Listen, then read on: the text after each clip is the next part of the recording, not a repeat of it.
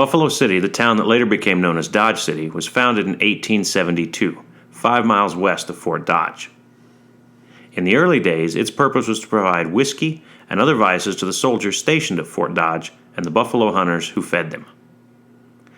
After the buffalo had been hunted nearly to extinction and its name was changed to Dodge City, it became a shipping point for Texas longhorns bound for the slaughterhouses in Chicago and other eastern cities.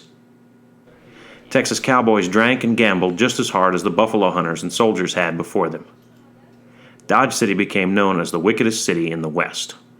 By the late 1870s, Dodge City was run by a group of businessmen known as the Dodge City Gang. Members of the Dodge City Gang included G.M. Hoover, Chockley Beeson, James Dog Kelly, and W.H. Harris. Members of the gang owned businesses, saloons, dance halls, and even held elected offices in Dodge City and Fort County. Their purpose was to allow and encourage the cattle trade and all the businesses, legitimate and otherwise, associated with it.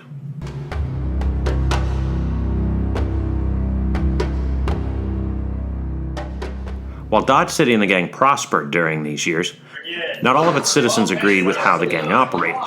The Texas drovers that the town depended upon for its prosperity scared and intimidated the respectable citizens of Dodge City.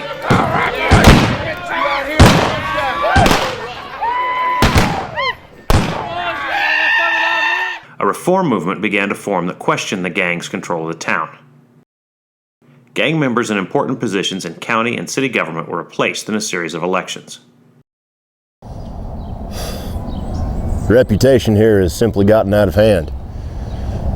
I've spoken to families, businessmen just recently who refused to relocate or open their doors here in Dodge just because of what Boot Hill represents. Dodge is growing. It's growing every day. There's good people here.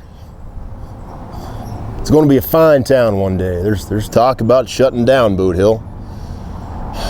Maybe that'll happen. I don't know.